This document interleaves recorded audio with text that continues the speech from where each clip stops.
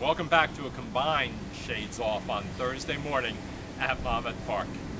There have been a plethora of speed favoring and inside couple path favoring days on the Monmouth Dirt this year, and most of them have come during weather patterns similar to what we now are dealing with. That is a consistent threat of storms.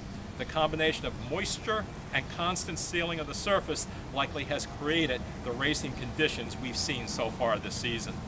On turf, the rails are at 24 feet. The turf course has a little bit of give in it due to all the rain. It's labeled good. The last two times at that setting, 24 feet, speed and first third of the pack and inside out movers have thrived in two-turn grass routes. There have been but two one-turn lawn sprints this year at 24, and both of them actually have been won by ralliers. In race 1 on Thursday, number 3, Philly Thunder, is a cycling forward 3-year-old who meets a thinner field here on the Shippen.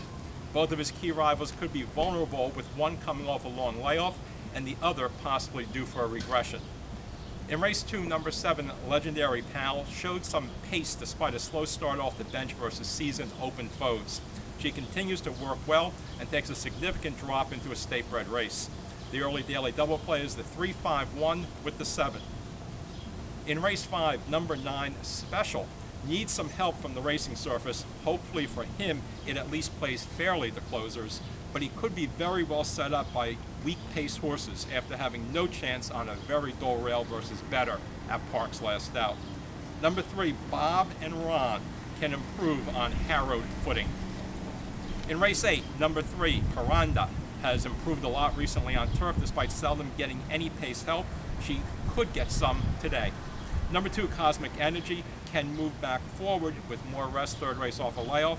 And number 1, Formative, will be hard to beat and catch at a short price.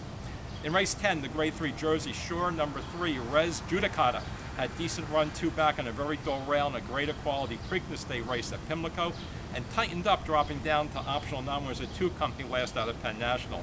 He could get a sweet trip here just off at 2 speeds who are used to having things their own way. Some angle horses for consideration underneath at least today include well-bred, live-working 6-year-old firster, the one Chris's Cowgirl, who actually scratched in race number 2 today. Look for her when she actually enters and is not on the rail. Improved with blinkers on the 1A, One Hot Runner, and second-time turf, second race off a layoff, number 6, Hot You Do It in race 3. Subtle drop down, number 1, Kissing Bandit in race 4, helped by a plethora of scratches in that race. Speedy drop down, number 1, Camp Party in race 5. Tough Trip, improved working, number 5. Love That Kelly in race 7 for a barn that's starting to come alive. And possibly to be pace complemented, number 7, Who'da Thunk in race 11.